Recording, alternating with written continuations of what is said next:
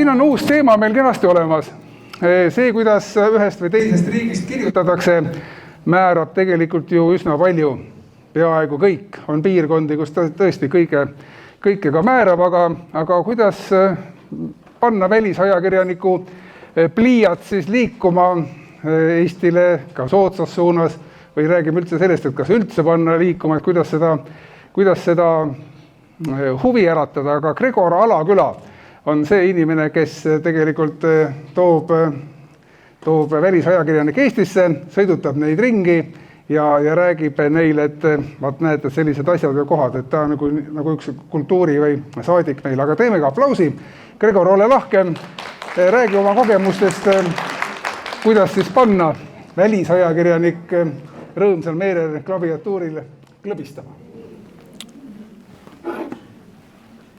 Kopp. Tere. Üks võimalus on neile anda veini ja head süüa. Nagu näha, read on õredad. Aga tegelikult hakkan sellest teemast rääkima. Jah, klaviatuuril näpud klõbistama, kuidas panna, keegi pliiatsiga enam ei kirjuta.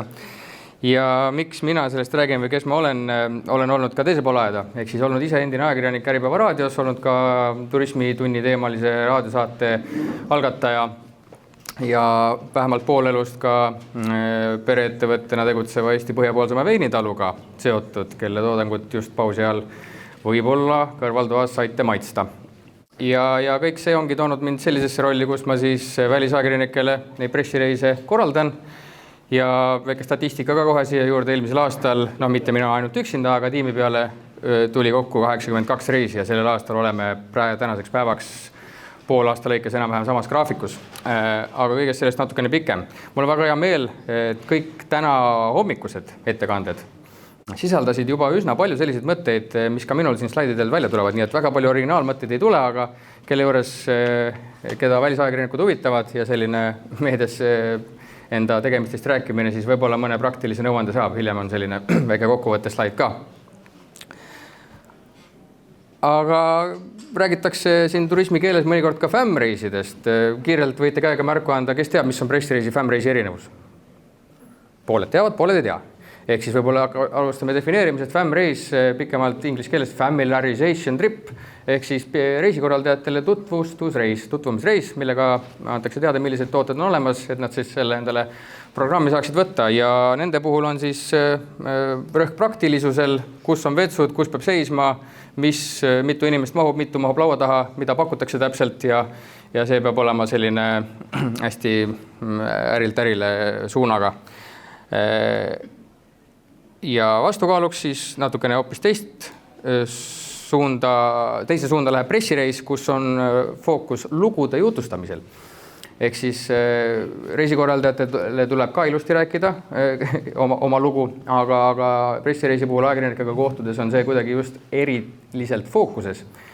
Programmis peab olema õhku, et saaks kirjutada, pilte teha ja intervjuusid teha ja ka filmida. Ja vaatame, mis siis sellel pool aastal on tehtud. Veel numbrite keeles, nagu ütlesin, oleme samas graafikus 41 pressireisi pooleks aastaks tehtud, 12 riiki, 127 osalejat, mis veel, 1527 artiklit. Tundub päris suur hulk, selle kõige koguväärtus 22,9 miljonit eurot. See on siis see number, mis oleks nende artiklite väärtus, kui sa läheksid neid ise ostma. Ja see võib-olla kõige rohkem, tunduvad sellised utoopilised numbrid on ju, et kõige rohkem võib-olla küsimusi tekitab, kui see 3,5 miljardit lugejat, et mitte miljonit, vaid miljardit. Ja lihtsalt need on parimad numbrid, millega me saame opereerida, sest et väljaanded ju annavad teada, palju need igapäevaselt, igakuiselt loeb. Ja kui need kokku panna, siis tõesti see number selline kokku tuleb. Nii et see võib olla ka täiesti realistlik ja võib olla ka hoopiski suurem. Ja see on pool aasta tulemused. Vaatame edasi. Kuidas veel riigi tasandil millistele ajakirjanikele me üldse siis püüame muljet avaldada? On üks palju keerulisem maatriks, mida siin slaididele ei hakanud panema, aga on selline teatud seaduspärad, kuidas on ära otsustatud, milliste turgudega tegeleme ja loogika on siis selles, kastidesse jaotatuna, et mida rohkem inimesi, mida rohkem raha jätavad, siis neile seda võrra rohkem tegevusi teeme ja nendele keskendume ja need turud on siit siis kastidest näha. Ühtlasi turgude lõikes on ka need sõnumid natukene erinevad, et me ei lähe kõikidele näiteks Jaapanis rääkima sellest, et mida Järvamaal teha saab, vaid et asi on, saate aru, eks ole, et asi hakkab kaugemalt pihta, et üldse on kuskil Eesti ja seal on ilus loodus ja ilus toit ja äge kultuur. Ja soomlastele vastukaaluks siis kõige lähematele naabritele tuleb pidevalt igakuiselt lausa rääkida sellest, mida on järjest uut. Keda huvitab, Visit Estonia kodulehel pikemalt sihtturgudest juhtu, iga turu kohta saate pikemalt lugeda. Põhiteema.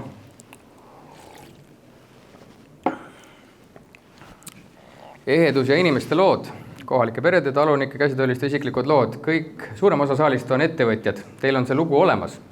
Kui te siiamaani pole mingil põhjusel mõelnud selle peale või keskendunud, et mis mind eriliseks teeb, või ühesõnaga, see on kindlasti olemas. Võib-olla teie jaoks on see lihtsalt hästi tavaline. Et teen siin oma vanema retsepti järgi mett, moosi ja tundub selline igapäevane, aga võib-olla selles loos on hoopis midagi sellist, mis ongi just kuidagi eriline. Kui te seda veel ei tea, pole sellele keskendunud, kutsuge sõbrad, sugulased külla ja rääkige neile ja proovige selle loo jutustamisega paremini tegeleda. Nagu ütlesin, seda sama mõtet mainis ka meil Saimaa toidupiirkonna esitlus. Elamuslikkus. Ajakirjanikud tahavad käed külge panna, nagu ka kõik inimesed, kui teil on vähegi selline võimalus.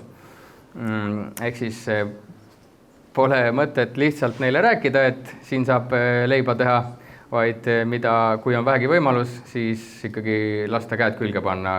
Ei pea olema ainult leivast, mis pähe tuleb. Veiniteol samamoodi. Ja pressireiside puhul siis on oluline see, et ei mõtle seda teenust või seda lugu, seda ei tohi välja mõelda. Et ka seda teenust ei tohi ainult selleks päevaks, ainult selle ühe ajakirjaniku külaskäiguks mõelda välja ja teha talle sellist eriprogrammi, vaid et kui ta sellest kirjutab, siis ju lugejad tahavad seda sama kogeda, nii et see peab olema põhimõtteliselt letist ostetav. Erilisus, samuti oli enne juttu sellest ja eristumine siis mitte naabermaakonna või oma naabertaluga, mis on ka oluline, aga pigem võrreldes naaberriikidega, sest siin oleme kõige suuremas konkurentsis ja mis on siin mõned näited, mis on välja toonud, pärast tuleb hunnik näiteid ka nendest pressireisidest, millest on siis kirjutatud. Aga suitsusaun UNESCO pärandis väga suur ja eristuv asi ja meie loodus juba mainitud, et protsendi jäänud võlgu, aga mitu protsenti meil riigist metsa all on. Ja kõiksugused erilised majutused ja toit juba lausa alla joonitud siin. Et see on meil väga suurelt fookuses. Michelin ei ole küll mainitud, aga see on ka väga omal kohal. Edasi. Maaturismi ettevõtjad paiknevadki ju maal, kus enamasti on rahu ja vaikus. Ja see on siis kontrastis selle linnaga, et tegelikult ma panen järgmise selle mõtte ka, et enamus reisid, mis on tegelikult ju algavadki alati linnast, sest lihtsalt transpordivahenditega pääseb enamasti meile linnadesse. Ja see ongi alati väike linnapuhkus, kus räägitakse natuke Tallinnast, Tartust. Ja siis on fookus enamasti ühel kolmest või siis ka kõigil kolmel teemal korraga. Need on siis loodus, toit, kultuur, mis on omakorda need suured teemad, millega Visit Estonia kõikide nende kommunikatsiooni ja pressireiside puhul tegeleb. Nii et kui me rääkisime sellest ruumist, rahust ja vaikusest, kui see on vähegi teie selle toote teenuse pakkumise juures oluline või see on vähemalt võimalik, siis võiks seda vähekene esile tuua. Ja ajakirjanik kirjutab sellest, mis lugejatele midagi huvitavat pakub. Ja see on see missioon, mille eest tema väljas on. No ja hakkame näidetest pihta. Nagu rusikas silmaauko sobib üks hea näide. Selline mees käis meil tänavu laulupeol ja on mitu korda varem ka Eestis käinud. Tema on maailmakuulus fotokunstnik Jimmy Nelson. Käsi püsti, kes on kuulnud temast? Okei, mõni on. Tema on siis tuntust kogunud sellega, et tema on just maailmas käinud erinevates kõige kaugemates punktides, üksikute hõimude juures ja püüdnud siis neist teha portreefotosid ja nende kultuuri niimoodi talletada ja 2 aastat nüüd ülemöödunud sügisel turismikonverentsil käis ta ka külalisesinejana laval enda siis sellisest fotografeerimise kogemusest rääkimas, oli au tema saatjaks olla ja ütles mulle autoroolis niimoodi kõrval olles, et kuule, ma kuulsin lugu teie laulupeost, et ma tahaksin tulla, et ma tean, et see iga 4 aasta tagant toimub, et tahaksin sinna tulla ja niimoodi siis pikk lugu lühidalt niimoodi see lõppeski ja pärast seda käiku tegin temaga lühikese intervjuu ka ja seal ta täpselt sellised sõnad ütles, kui ma küsisin talt, et millele peaks siis kohalikud turismitegijad rohkem keskenduma, ütles, et viige nad inimeste juurde koju, sest nii on elamus palju suurem. Seda intervjuud saab ka Visit Estonia kodulehelt või Puhka Eesti kodulehelt lugeda eesti keeles turismiprofessionaali veebist. Nii, veel uued, värskemad näited just hiljuti. Sügisel, suve lõpus käis BBC reisiajakirjanik, nagu juba mainisin, natukene linna, natukene loodust, rabasid ja see näide on siis sellest, et see oli väga edukas lugu. BBC Travel jagas Facebookis seda nädala aja jooksul tervelt 5 korda, uuesti ja uuesti. Et see on üks üsna tavapärane trikk, mida meediaväljaanded teevad, et nii-öelda uut tähelepanu tuua loole, aga lihtsalt nemad tegid seda seetõttu, et see sai hästi palju kommentaare, meeldimisi ja enamasti meeldis inimestele vastu vaielda sellele, et Eesti ei ole ju Nordic. Aga siis kohalikud eestlased aktiveerusid ja ütlesid, et tegelikult, kui te loo sisu läbi loete, siis tegelikult saate teada, et mida see ajakirjanik sellega mõtles, et tegelikult sarnaseid väärtuseid kanname küll. Ja siin näide sellest, et kui ajakirjanikule meeldib, võib ta kirjutada ka mitu lugu, ehk siis samast käigust hoopis teise fookusega lugu ja see fookus võib ka ilmneda hoopis reisi käigus, sest enamus ajakirjanikud, see on Eesti ja natuke selline vastupidine trend, on siis vabakutselised, et Eestis on enamasti ajakirjanikud seotud mingi kindla väljaandega, aga rahvusvahelisel areenil, eriti reisiajakirjanduses on nad vabakutselised, kes ise hakkavad neid teemasid väljaannetele nii-öelda esitlema, pitchima ja kui neil tekib reisi käigus, näiteks teie külaskäigu jooksul mõte, et te räägite talle mingit ägedat lugu oma ägedast suitsusaunast ja tal tuleb mõte, et aga hoopis võiks teha ühe teise loo suitsusaunast ühe teise väljaande jaoks, nii et tasub alati need huvitavaid lugusid rääkida. Seda poissi mäletate? Lugesite uudistest igasugused lugusid. Kuidas 3 tunniga jõuda miljonite inimesteni, ka väga edukas projekt, see läheb pigem eriprojekti alla. Tema midagi kirjutanud, tema tegi hoopis video ja programm, mis kiirelt kokku sai, seda ei teinud küll mina, aga kolleeg tegi ja just nimelt, kuidas naabritest eristuda ja teha sellist, mida naabrid ei tee ja mida neil ei ole. Näiteks panna tantsima kaerajaani ja toimis väga edukalt. Veel üks eriprojekt. Eriprojektidest räägin seetõttu, et need omavad nagu sellist suuremat kandepinda ja rohkem tähelepanu ja mis on siis nendele huvi pakkunud. Veel üks suur projekt, siin oli au endal ise kaasas olla ja Briti ajaloolane ja telesaatejuht Bethany Hughes, ka juba teist korda Eestis, käis tänavu ja seekord keskendus ta, siin on välja toodud, suitsusaunale. Uutele löödudele merepõhjas, käisime mere peal, vaatasime vrakke ja Tartu Ülikoolis ikkagi ka selline ajaloodimensioon sinna juurde, et ikka ajaloosaade ka nime vääriks, ehk siis väga ja loomulikult Setu pühade kombestika ja see jäi mainimata, siin pildi peal oli lausa näha. Kes ei ole näinud, see saade ühes kanalis on juba linastunud, aga nüüd just sügisel mul on infot, et peaks linastuma veelgi niimoodi, et see eelmine saade, kus ta siis ülemöödunud aastal Eestis käis, jõudis ka, see number on miljardiga, 2 miljardi inimeseni vähemalt erinevates kanalites üle maailma, see on selline suur produktsioon. Nii et on täitsa Eestil terve saade, pikk saade eraldi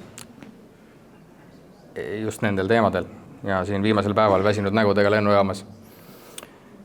Veel mõned näited siis, mis siit piltide ja pealkirjade tasandil silma jääb, võite ise natukene vaadata. Alt ja Kaluriküla paistab siit, eks ole. Kihnu, ma arvan, et mootorrattaga tuletorn, kestlikkusest juttu ja loomulikult Tartu 24 ja Eesti tegi ka ühe suure sammu ju selles suunas, et oli Eesti esimene Nõukogude Liidu lagunemise järel post-Soviet riik, kes siis samasooliste abielu legaliseeris ja see oli väga kindla niši ajakirjanike fookusteema. Ajakirjanik, vaadati siin väljaannete pealkirju, siis peab küll ütlema, et eelmise ja selle aasta jooksul oleme küll tippväljaanneteni jõudnud. Kõik, keda vähegi nimetada oskad, UK turult, Saksa turult, Soome turult, kõik need tipud on ikkagi läbi käinud. See tähendab seda, huvi meie vastu kasvab.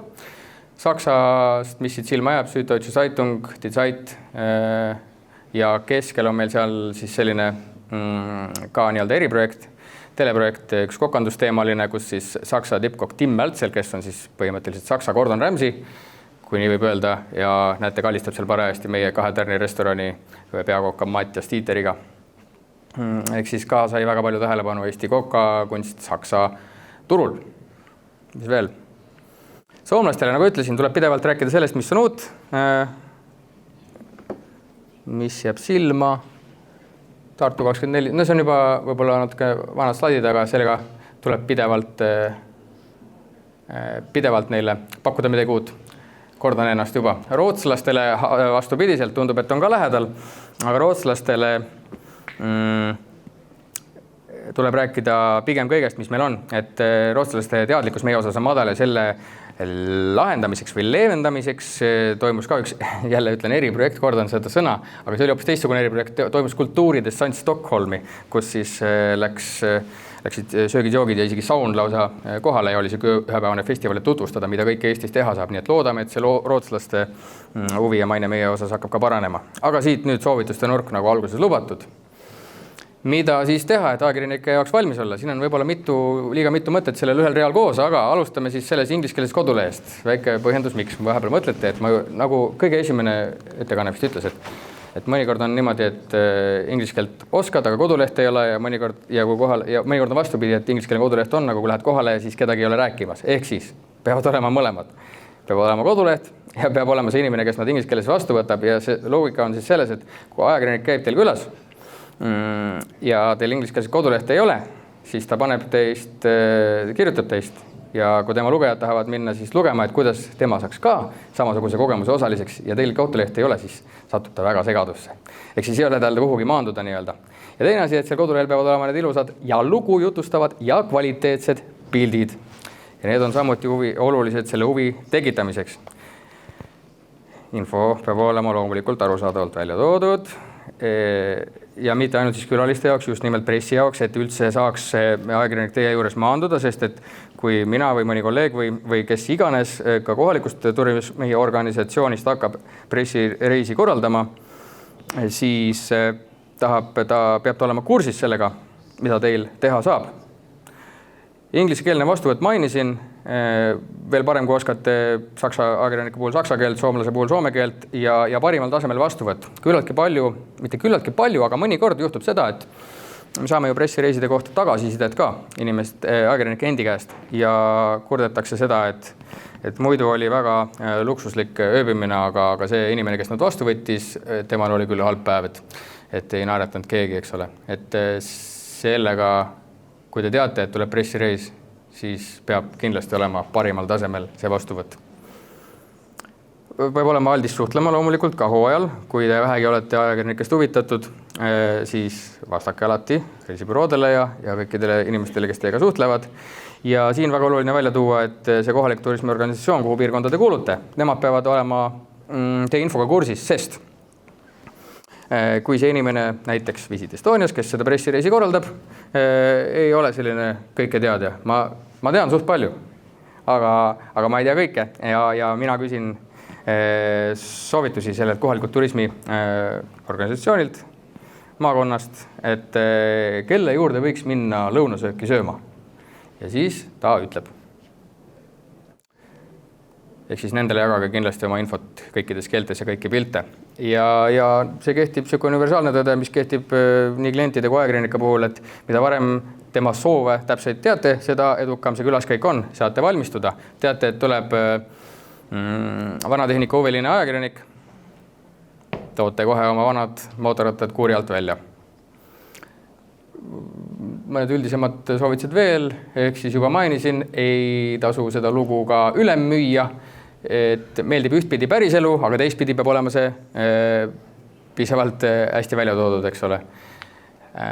Loo jutustamine oluline, tooge oma esivanemate pärand välja, miks te selle ettevõttega tegelete, miks te just seal tegelete ja kõik muu seesugune. Lehvige oma lugu. Eristumine oluline, mis eristab sind sinu naaberettevõtjast, naabermaakonnast, naaberriikidest ja teeb sind maailmas ainulaadseks. Ja laske käed külge panna, kui vähegi võimalik ja see turvaline on. Ja juba mainisin, kui meeldib, võib tulla ka mitu lugu. Väike õppetundide slaidi alla sobis panna, et miks influencerite ja ajakirjanike reise tihti ei saa kokku panna. Sest kui toit tuleb lauda, siis ühed tahavad pildistada, teised tahavad kuulata, mis selle loo kohta räägid. Ehk siis see aja kasutus selle reisi puhul on hoopis teistsugune. Ja nii et see on ka selline väike õppetund. Ja kui on inimesed, lood ja elevused kohal, siis võib ka kõige väiksem küla jõuda maailma tippväljaannetesse. 9 sekundit on aega, aitäh!